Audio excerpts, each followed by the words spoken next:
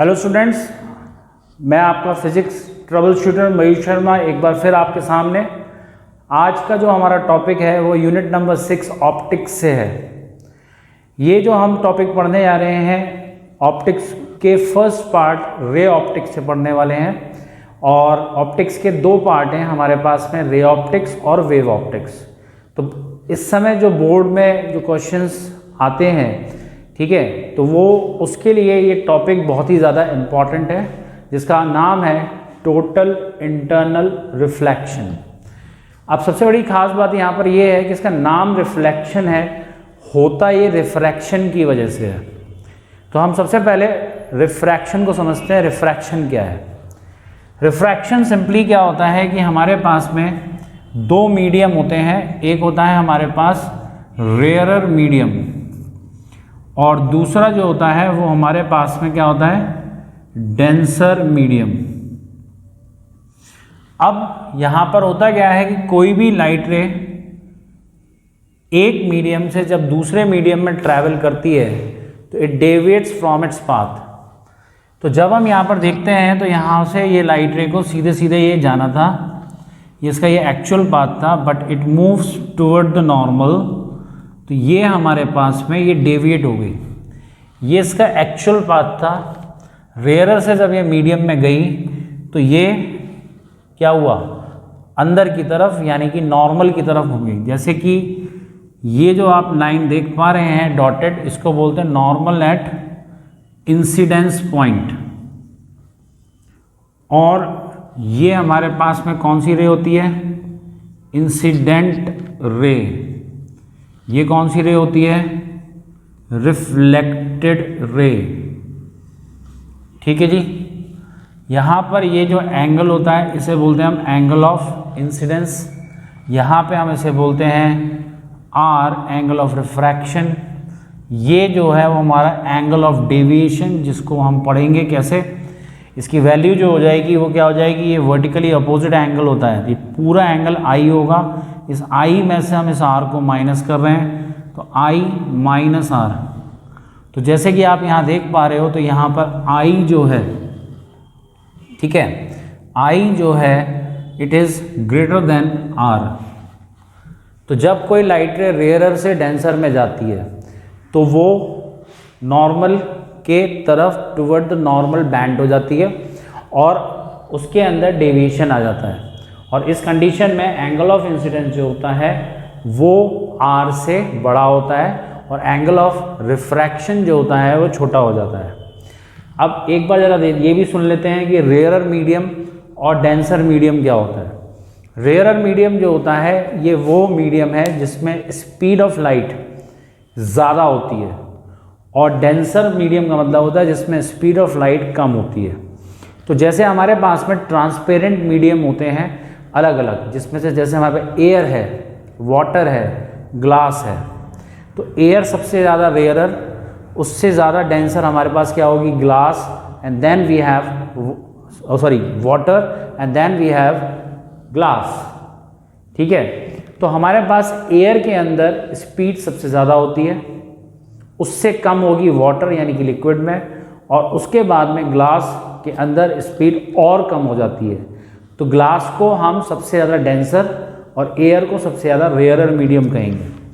तो कोई भी लाइट रे अलग अलग मीडियम में जब ट्रैवल करती है तो उसकी फ्रीक्वेंसी सेम रहती है। ये क्वेश्चन बहुत फ्रीक्वेंटली पूछा जाता है आपके बोर्ड एग्जाम में कि which characteristic does not change when a light travels from one medium to another medium, and that is the frequency of the light. Frequency किसी की चेंज नहीं होती। जैसे एक पर्सन के फिंगरप्रिंट्स यूनिक होते हैं, ऐसे ही लाइट की फ्रीक्वेंसी भी यूनिक होती है। वो केवल सोर्स पे डिपेंड करती है और सोर्स से निकलने के बाद फ्रीक्वेंसी कभी चेंज नहीं होती। ठीक है। तो जब एक लाइट रे जब दूसरे मीडियम में जाती है तो उसकी वेवलेंथ और स्पीड चेंज हो जाती है, लेकिन जो हमारी फ्रीक्वेंसी है वो चेंज नहीं होती। अभी इसको उल्टा कर दें, यानी कि हमारे पास में यहाँ पर ये जो मीडियम है वो ऊपर डेंसर हो जाए और नीचे ये हमारे पास में रेयरर मीडियम हो जाए। तो हमने ऊपर अब कौन सा मीडियम ले लिया, डेंसर, नीचे कौन सा ले लिया, रेयर। सपोज कीजिए the light is travelling from water to air, पहले मान के चलिए एयर से वाटर में जा रही थी, अब मान के चलिए वाटर से एयर में जा रही है। तो जब ये वाटर से एयर में जाएगी तो यहाँ पर लाइट रे को अवे फ्रॉम द नॉर्मल मुड़ जाना चाहिए, यानी कि यहाँ पर ये जो है angle now it is greater then, यानी पहले ये कम था अब ये जो है बड़ा हो गया, यानी कि I is less than R। पहले हमारे पास I is greater than R था, अब I लेस देन R है। तो लाइट रे जब डेंसर से रेयर में जाती है तो लाइट रे moves away from the normal, और ये जो हमारा टोटल इंटरनल रिफ्लेक्शन है वो इसी कंडीशन में होता है जब लाइट रे डेंसर से रेयरर मीडियम में जाती है। उसको पढ़ने से पहले एक हमारे पास में यहाँ पर स्नेल्स लॉ होता है। स्नेल्स लॉ हमारे पास में होता है sine I upon sine R are to to. Mu mu है यहाँ पर, refractive index of medium 2 with respect to 1। तो फर्स्ट मीडियम चाहे डेंसर हो चाहे रेयरर हो, ये यहाँ पर कुछ भी हो, तो हम जब देखते हैं तो जब हम लाइट रे को ले रहे हैं तो we are travelling from, suppose कीजिए कि ये मीडियम 1 है और ये 2 है, तो हम इसे पढ़ेंगे कैसे, refractive index of medium 2 with respect to 1। लिखते हैं 1 म्यू 2, पढ़ते हैं 2 म्यू 1, मतलब refractive index of second with respect to 1, जिसका मतलब लाइट रे मीडियम 1 से सेकेंड मीडियम में जा रही होती है। ठीक है, इसकी वैल्यू जो होती है वो हमारे पास में म्यू 2 डिवाइडेड बाय म्यू 1 हो जाती है। म्यू 2 इसको एब्सोल्यूट रिफ्रैक्टिव इंडेक्स बोलते हैं, जहाँ पर म्यू 2 जो है सेकेंड मीडियम का रिफ्रैक्टिव इंडेक्स है और 1 जो है यानी ये इंटरचेंज हो जाता है। ठीक है, तो यानी कि हमारे पास में ये होता है रिलेटिव रिफ्रैक्टिव इंडेक्स और ये होता है आपके पास में mu 1 and mu 2 are the absolute refractive index. दोनों में फ़र्क क्या है कि एब्सोल्यूट रिफ्रैक्टिव इंडेक्स जो होता है वो एयर के रेस्पेक्ट में लिया जाता है, यानी एयर से वाटर में जाए, एयर से ग्लास में जाए, एयर से ग्लिसरीन में जाए, किसी भी ट्रांसपेरेंट मीडियम में लाइट ट्रैवल कर रही है एयर से, तो उस कंडीशन में जो रिफ्रैक्टिव इंडेक्स हम निकालते हैं उसे हम एब्सोल्यूट रिफ्रैक्टिव इंडेक्स कहते हैं। और अगर हम किसी भी दो मीडियम को लेंगे तो वो रिलेटिव रिफ्रैक्टिव इंडेक्स कहलाता है। ठीक है, तो अब हम आते हैं अपने टॉपिक पर जिसे बोलते हैं हम टोटल इंटरनल रिफ्लेक्शन। ये रिफ्रैक्शन का एक फिनोमेना है जो कुछ स्पेशल कंडीशंस में होता है। तो उसके लिए हम जो ये डायग्राम देख रहे हैं, इस डायग्राम को समझना बहुत ज़रूरी है। जैसे कि हमारे पास में यहाँ पर हमने रेयरर मीडियम लिया है, तो रेयरर मीडियम फॉर एग्जांपल मैंने यहाँ पर क्या मान लिया है, ये एयर है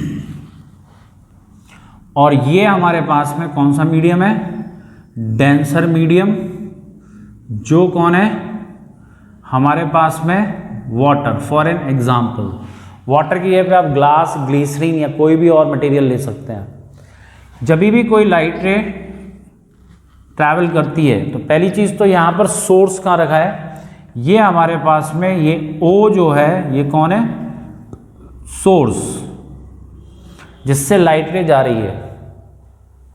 ठीक है ना।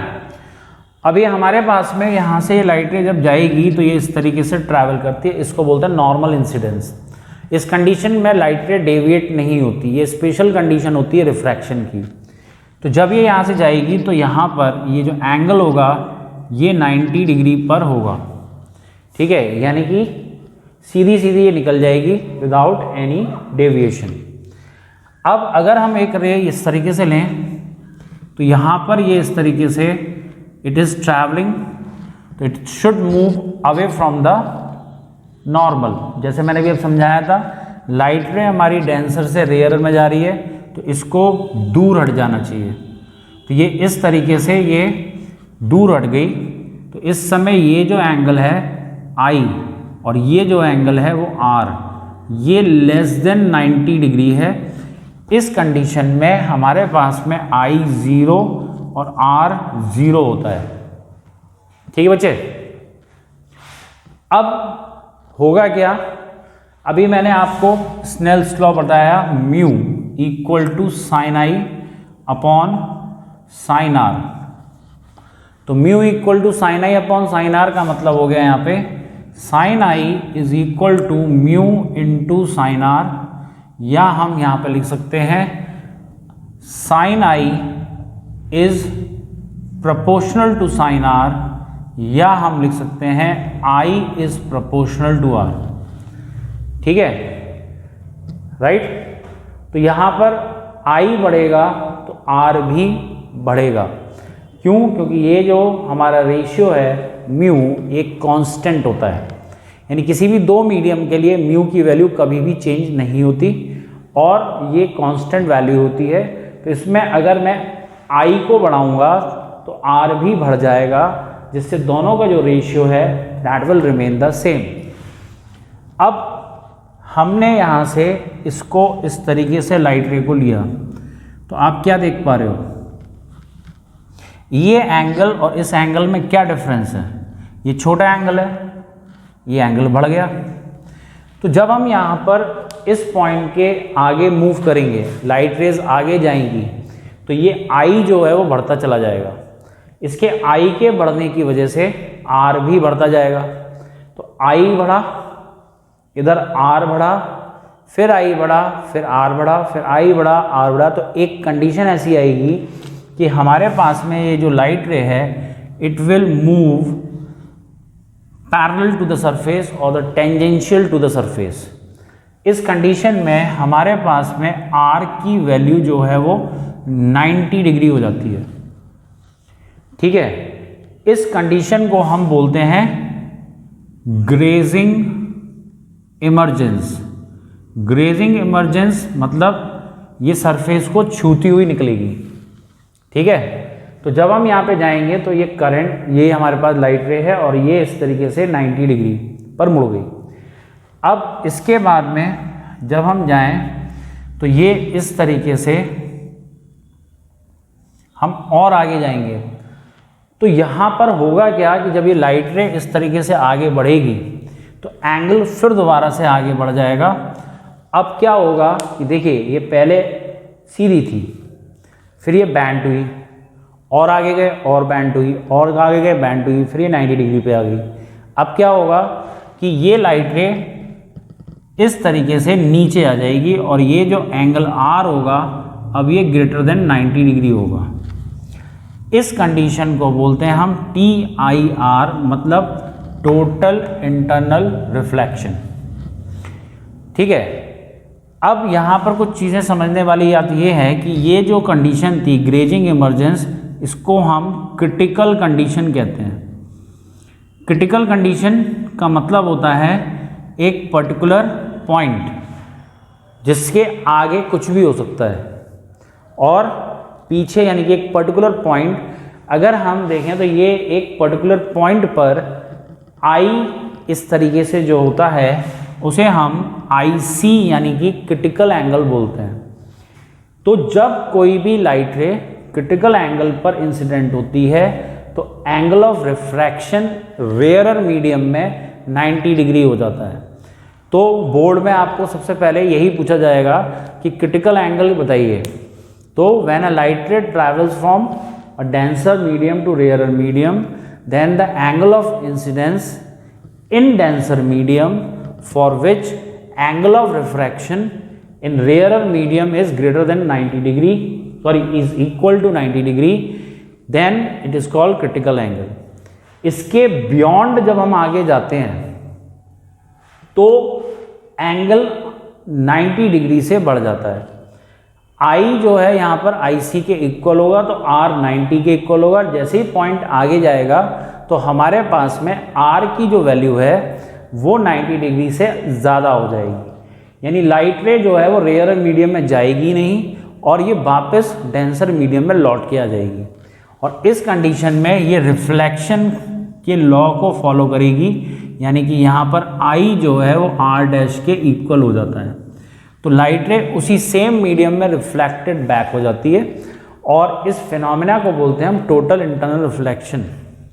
तो हम टोटल इंटरनल रिफ्लेक्शन को डिफाइन कैसे करेंगे? ठीक है, the phenomena in which a light रे reflected back in denser medium when incident at an angle greater than critical angle. यानी कि ये कब होगा, जब आई की वैल्यू आई सी से ज़्यादा होगी। ठीक है, तो क्रिटिकल एंगल पर एंगल 90 डिग्री हो गया, इससे आगे जाकर लाइट रिफ्लेक्ट हो गई नीचे की तरफ डेंसर मीडियम से, डेंसर मीडियम में वापस लौट आई, इसको बोलेंगे हम टोटल इंटरनल रिफ्लेक्शन। ठीक है, तो यहाँ पर टोटल इंटरनल रिफ्लेक्शन की दो कंडीशन हमारे सामने आई। तो ये भी क्वेश्चन एग्जाम में पूछता था, what are the two essential conditions for total internal reflection. यानी टोटल इंटरनल रिफ्लेक्शन होने के लिए हमारी पास में दो इम्पॉर्टेंट कंडीशंस क्या होती हैं, वो चीज़ हम यहाँ पर देख पा रहे हैं। तो पहली कंडीशन, ये तभी होगा जब लाइट रे डेंसर से रेयरर में जाएगी। तो first condition in the light ray should travel from denser to rarer. The second condition is angle of incidence should be greater than critical angle. Angle को क्रिटिकल एंगल से ज़्यादा होना चाहिए और लाइट रे को डेंसर से रेयरर में जाना चाहिए। तो हमारे पास में ये TIR होता है, लाइट रे सेम मीडियम में वापस आ जाती है। इसका नाम रिफ्लेक्शन होता, रिफ्रैक्शन है ये। ठीक है बच्चे, अब इसमें एक छोटा सा डेरिवेशन एग्ज़ाम में आ जाता है, तो वो हम यहाँ पर देख रहे हैं, वो है relation between critical angle and refractive index. तो क्रिटिकल एंगल और रिफ्रैक्टिव इंडेक्स में क्या रिलेशन होता है। देखिए बच्चे, तो हमारे पास में जैसे हम यहाँ पर देखेंगे तो हमारे पास में स्नेल्स लॉ था।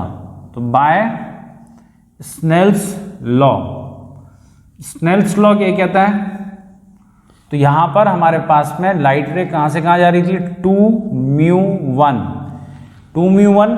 तो 2 वाला जो मीडियम था ये कैसा था, डेंसर, और 1 वाला कैसा था, रेयरर।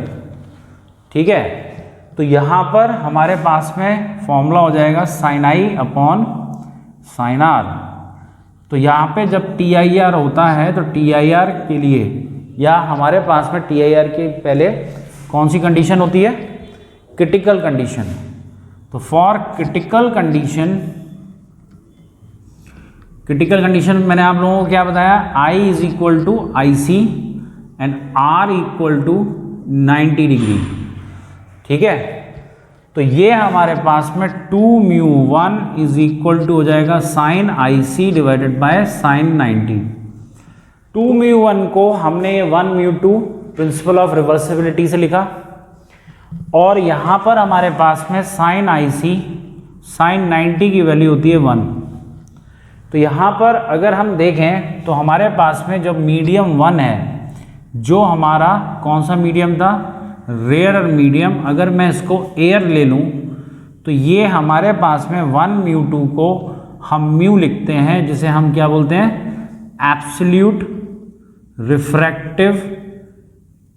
Refractive index. तो ये रिफ्रैक्टिव इंडेक्स जो होता है एब्सोल्यूट रिफ्रैक्टिव इंडेक्स होता है। अब यानी कि ये रिलेशन आ जाएगा यहाँ पर, अगर हम देखेंगे तो ये 1μ2 को हम लिख सकते हैं 1/μ इक्वल टू sin IC। ठीक है जी, तो ये हमारे पास में म्यू इक्वल टू हम ऐसे भी लिख सकते हैं 1/sin IC is equal to cosec IC। 1/sin IC reciprocal ऊपर जाके क्या हो जाएगा, कोसेक IC। ये चीज़ समझ में आ गई। तो ये एक रिलेशन होता है रिफ्रैक्टिव इंडेक्स और क्रिटिकल एंगल के अंदर। अब हम बात करेंगे कि यहाँ पर हमारे पास में ये TIR हमारी डेली लाइफ में कहाँ कहाँ होता है और उसके ऊपर बोर्ड में किस तरीके से एग्जाम्पल्स आते हैं। तो जैसे हमारे पास में ये जो एग्जाम्पल है पहला, वो है स्पार्कलिंग ऑफ डायमंड। तो आपने देखा होगा डायमंड की जो कॉस्ट होती है बहुत ज़्यादा होती है, और उसको ज़्यादातर हम ऑर्नामेंट्स में यूज़ करते हैं। तो वो बहुत ज़्यादा स्पार्कलिंग करता है, बहुत ज़्यादा चमकता है, उसकी चमक बहुत ज़्यादा होती है, इसलिए हम उसको इतना पसंद करते हैं। और वो जब हम उसके ऑर्नामेंट्स बनाते हैं तो वो देखने में बहुत सुंदर दिखाई देते हैं। तो इसका रीज़न जो है वो TIR है। तो हमारे पास में हम सबसे पहले समझना चाहते हैं स्पार्कलिंग ऑफ डायमंड।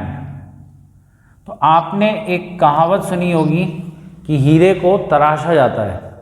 तो हीरे को तराशने का मतलब यहाँ पर क्या होता है कि जैसे अगर आप उसे माइंस में से निकाल के लाते हैं, ठीक है, तो माइंस में से निकलने के बाद वो एक पत्थर की तरह होता है और उसको फिर हम क्या करते हैं, एक पर्टिकुलर शेप देते हैं और उस शेप के बाद में उसको बोलते हैं कि हमने हीरे को तराशा। तो हीरे को तराशने का मतलब यहाँ पर क्या है कि उसको एक पर्टिकुलर शेप दिया जाता है जिसमें TIR अच्छी तरीके से हो पाए। डायमंड जो है एक ऐसा मटेरियल है जिसका रिफ्रैक्टिव इंडेक्स सबसे ज़्यादा होता है, यानी कि 2.4। तो जैसे अभी मैंने आपको रिलेशन बताया है कि μ = 1/sin IC, जिसका रिफ्रैक्टिव इंडेक्स जितना ज़्यादा होगा क्रिटिकल एंगल उतना कम होगा। तो यहाँ पे जो क्रिटिकल एंगल होता है वो नियरली 24 डिग्री होता है, जो एक छोटा एंगल होता है यहाँ पर। अब हमने टिपिकल शेप जो डायमंड्स का देखा है वो कुछ इस तरीके से होता है। अब इसके अंदर होगा क्या कि कोई भी लाइट रे जब जैसे कहीं से भी ये एंटर करती है, तो जब ये एंटर करेगी तो ये एंगल जो है यहाँ पर, तो जैसे ये एंटर की तो एंटर करने के बाद में यहाँ पर हुआ क्या कि ये डेंसर मीडियम में आ गई। तो डायमंड डेंसर है, बाहर रेयरर है। तो मैंने आपको कंडीशन समझाई थी, light ray should travel from denser to rarer. इसको इस तरीके से कट किया जाता है, इसके एजेस को इस तरीके से काटा जाता है कि ये कहीं से भी एंटर करे तो ये जो एंगल है वो 24 डिग्री से ज़्यादा हो, यानी कि I is greater then IC। तो ये लाइट रे बाहर नहीं जाएगी, बाहर जाने की बजाय ये अंदर आ जाएगी और फिर ये इस तरीके से अंदर ही अंदर क्या करती रहेगी, जिग जैग करती हुई घूमती रहेगी और फिर एक पर्टिकुलर पॉइंट से ये बाहर निकलेगी। ठीक है, तो जब आप इसमें देखेंगे तो ये अंदर ही अंदर लाइट घूमने की वजह से जो हमारा डायमंड है बहुत ज़्यादा उसकी ब्रिलियंस होती है, उसकी बहुत ज़्यादा चमक होती है और वो स्पार्कलिंग करता है। यानी कि आप उसको एक पर्टिकुलर एंगल से जब आप देखेंगे, इस डायरेक्शन में जब आप देखेंगे तो आपको ऐसा लगेगा कि इस कॉर्नर से लाइट निकल कर आ रही है। तो ये कम लाइट में भी बहुत ज़्यादा शाइन करता है और इसकी स्पार्कलिंग बहुत अच्छी होती है। And the cause is multiple TIR, यानी इसमें कई बार लाइट रे अंदर ही अंदर टोटल इंटरनल रिफ्लेक्शन की वजह से घूमती रहती है। ठीक है, अब इसी का एक डेली लाइफ में हमारे पास एक और एग्जाम्पल है। आपने देखा होगा कि बहुत ज़्यादा जब गर्मियाँ होती हैं, जैसे जून या मई का मंथ होता है, तो उसमें जब हम जैसे हाईवे पे ट्रैवल कर रहे होते हैं तो हमें दिखता है दूर से कि जो रोड है उस पर कहीं पर ऐसा लगता है कि अभी बारिश हो चुकी है और जो रोड है इट इज़ वेट, वो गीली है, उस पर पानी गिरा हुआ है। लेकिन जब हम उसके पास में पहुंचते हैं तो वो एकदम से बिल्कुल हमें ड्राई दिखाई देती है। तो आप में से कई बच्चों ने इसको एक्सपीरियंस किया होगा। तो उसका रीज़न भी TIR होता है। उसका रीज़न TIR कैसे होता है, उसके लिए जब हम यहाँ देखें तो हमारे पास में ये जो TIR होता है इसको बोलते हैं हम मिराज। ठीक है, मिराज ज़्यादातर हॉट सरफेसेस पे होता है, जैसे रेगिस्तान में। इसे हिंदी में बोलते हैं मृग तृष्णा। ठीक है, तो उसमें आपने जैसे पोइट्री में या कहानियों में एक कहानी सुनी होगी कि एक प्यासा आदमी डेजर्ट्स में जा रहा है, उस रेगिस्तान में जो है वो घूम रहा है, तो उसे कहीं तक पानी नहीं दिखाई देता, लेकिन कहीं से एकदम से उसे पानी दिखता है और जब वो वहाँ पहुँचता है तो उसे पानी वहाँ नहीं मिलता। तो ये जो पूरी जो लिटरेचर में आप जो चीज़ें पढ़ते हैं तो उसमें भी ये फिज़िक्स से ही ली गई हैं। क्यों? क्योंकि ये हमारे पास में मिराज वही चीज़ है, ये एक तरीके का इल्यूजन है। इल्यूजन मतलब भ्रम है, जो हमें ऐसा लगता है कि हो रहा है लेकिन होता नहीं है। तो बेसिकली होता क्या है कि यहाँ पर हमारे पास में जैसे हम किसी वाटर सरफेस के पास में खड़े होते हैं, वाटर सरफेस जैसे रिवर के पास में, पॉन्ड, लेक के पास में, तो हम अपनी एक रिफ्लेक्शन पानी के सरफेस पे देख पाते हैं। ठीक है, सेम इसी तरीके का रिफ्लेक्शन हम हॉट सरफेसेस पे देख सकते हैं, जैसे डेजर्ट में बहुत ज़्यादा गर्मी होती है, तो रेगिस्तान के अंदर, डेजर्ट्स के अंदर तो क्या होता है कि उसमें सरफेस पर हमको इमेजेस दिखाई देती हैं, तो वो हमें ऐसा एक इल्यूजन, ऐसा भ्रम देती हैं कि वहाँ पर पानी है और उसमें उसके पास जो चीज़ है उसका रिफ्लेक्शन उसमें दिखाई दे रहा है। लेकिन जब हम उसके पास पहुँचते हैं तो वहाँ पानी तो एक्चुअली होता ही नहीं है। तो ये सारी चीज़ें किसकी वजह से हो रही हैं? TIR की वजह से। तो अब हम इसको अब समझना चाहते हैं। तो सपोज कीजिए कि ये एक ट्री है, तो ये ट्री जो है वो इस तरीके से डेजर्ट में है और ये हमारे पास में, ठीक है, तो ये हमारे पास हॉट सरफेस हो गया। हॉट सरफेस मतलब हॉट सैंड इन डेजर्ट। रेगिस्तान के अंदर गर्मी बहुत ज़्यादा होती है, रेत एक अच्छा कंडक्टर है तो वो ज़्यादा हीट को एब्जॉर्व करती है, बहुत ज़्यादा गर्म हो जाती है। तो यहाँ पर हमारे पास में एटमॉस्फेयर में एयर की डिफरेंट लेयर्स होती हैं। इन डिफरेंट लेयर्स में अगर हम देखेंगे तो ऊपर की तरफ जो होता है वो हमारे पास में डेंसर मीडियम होता है और नीचे जो होता है रेयरर। ऐसा क्यों? तो जो एयर है उसका टेम्परेचर चेंज होता है, ये नीचे कांटेक्ट में है तो टेम्परेचर ज़्यादा होने की वजह से रिफ्रैक्टिव इंडेक्स कम होता है और ये रेयरर मीडियम का काम करती है। जैसे जैसे हम ऊपर जाते हैं टेम्परेचर में वेरिएशन आता है और लेयर्स की जो ऑप्टिकल डेंसिटी है वो बढ़ती जाती है, यानी ऊपर वाली लेयर डेंसर मीडियम की तरह काम करती है और नीचे वाली लेयर रेयर मीडियम से। अब सपोज कीजिए कि यहाँ पर कोई ऑब्जर्वर है, ऑब्जर्वर जो एक पेड़ को ऑब्जर्व कर रहा है। अब यहाँ से जो रे आएगी तो उसको ये पूरा ट्री दिखाई देगा, लेकिन अब जो रे जो होगी तो वो जब यहाँ से चलेगी तो ये इस तरीके से ये घूमकर ऊपर जाएगी। अब इसमें हो क्या रहा है वो समझते हैं, यानी कि ये जा रही है डेंसर से रेयर, तो it moves away from the normal, तो ये थोड़ा सा दूर आ गई। फिर अगली बार जब एक लेयर से दूसरी लेयर में जाएगी, it moves again away from the normal. ऐसे करते करते करते जब ये लास्ट में जब पहुंचती है तो एक कंडीशन ऐसी आएगी कि ये पूरी तरीके से क्या होगी, रिफ्लेक्ट हो जाएगी और इसका पाथ इस तरीके से डाइवर्ट हो जाएगा। यानी कि इसको जाना कहाँ था? नीचे, लेकिन इसका पाथ डाइवर्ट हो गया। अब ऑब्जर्वर जब देखेगा नीचे की तरफ तो उसको ये लाइट रे दिखाई देगी, तो उसे ऐसा लगेगा कि ये लाइट रे यहाँ से ना आकर कहाँ से आ रही है? नीचे से।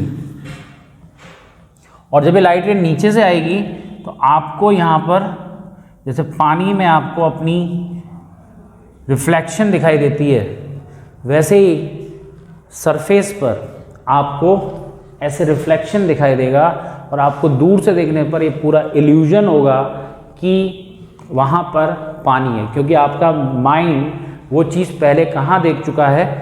वाटर सरफेस पर। तो ये चीज़ जब आप पहली बार देखते हैं तो ये आप अपनी पिछली मेमोरी से कंपेयर करते हैं और ये यहाँ पर मिराज जो है वो हमारे पास में आता है। राइट, क्लियर है? हाँ, तो बच्चे अभी तक हमने अभी इसकी दो एप्लीकेशन देखी, एक मिराज और एक हमने देखी कहाँ पर, यो हमने देखा डायमंड का स्पार्कलिंग। तो दोनों में हमारे पास TIR होता है। ठीक है, अब यहाँ पर हमारे पास में दो इम्पॉर्टेंट चीज़ें आती हैं बोर्ड में जो TIR से रिलेटेड है। तो एक हमारे पास में यहाँ पर क्या होता है, वो होता है टोटल रिफ्लेक्टिंग प्रिज्म। अब ये टोटल रिफ्लेक्टिंग प्रिज्म क्या होता है?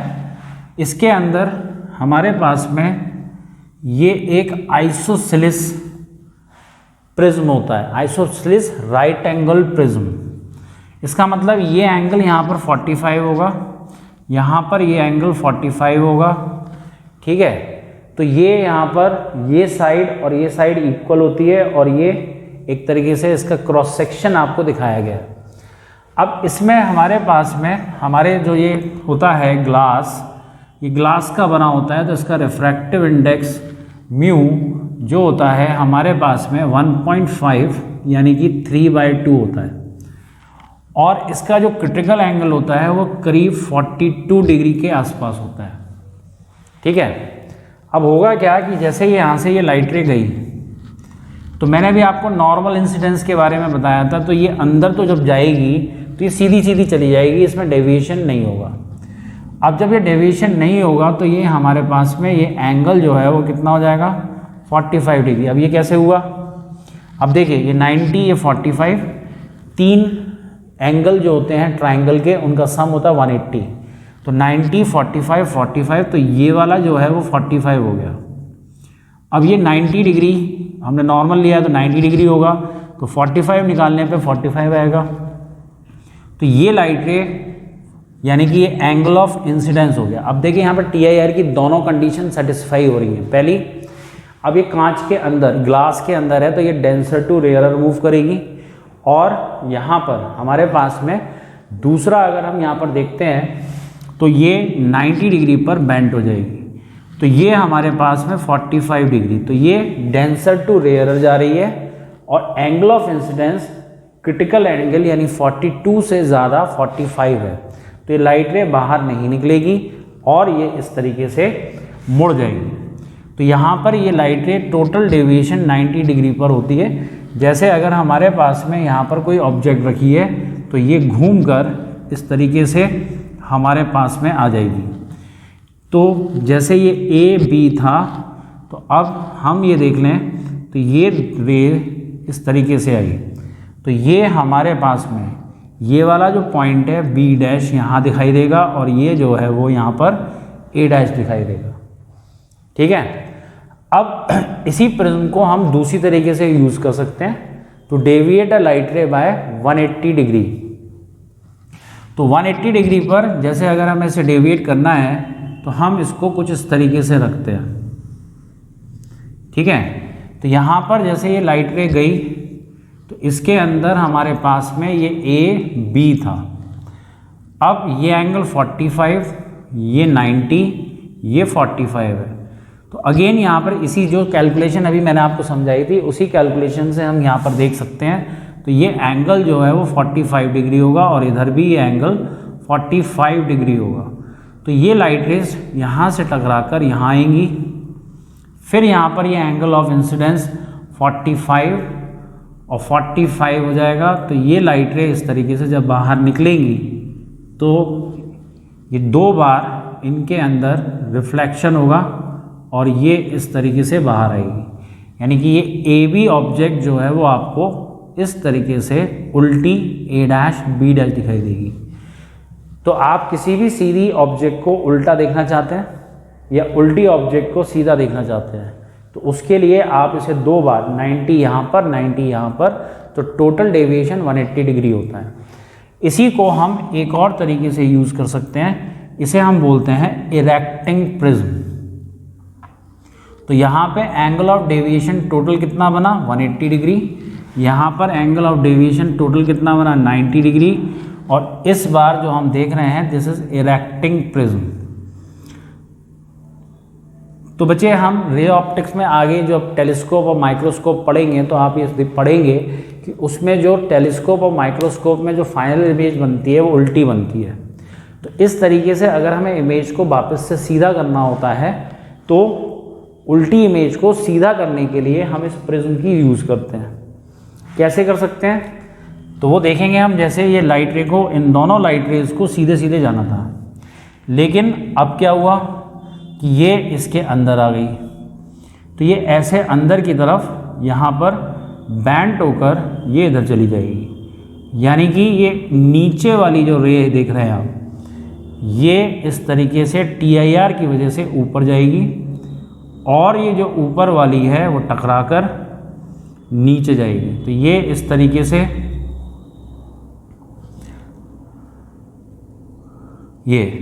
तो ये हमारे पास में जैसे ये हमने कोई ऑब्जेक्ट को या इमेज को उल्टा देखा तो ये बाद में इसको क्या कर देगा, सीधा कर देगा। तो इसका नाम इरेक्टिंग प्रिज्म क्यों है, क्योंकि ये इरेक्ट यानी कि सीधा कर रहा है। ठीक है बच्चे, तो आज हमने जो टॉपिक पढ़ा वो हमारा टोटल इंटरनल रिफ्लेक्शन था, जिसके हमने 3 एप्लीकेशंस देखे। पहला था हमारे पास में स्पार्कलिंग ऑफ डायमंड, दूसरा हमने क्या देखा, हमने देखा मिराज, और तीसरा हमने यहाँ पर देखा टोटल रिफ्लेक्टिंग प्रिज्म। तो हमारे पास में ये जो TIR है ये बहुत ही इंपॉर्टेंट टॉपिक है, इसको अच्छे से तैयार करिएगा। तो बच्चों आज के लिए इतना ही है, ठीक है। तो हमारे वीडियो को ऐसे ही लाइक करते रहिए, सब्सक्राइब करते रहिए, पूरा वीडियो देखिए और ज़्यादा से ज़्यादा शेयर करिए। Thank you.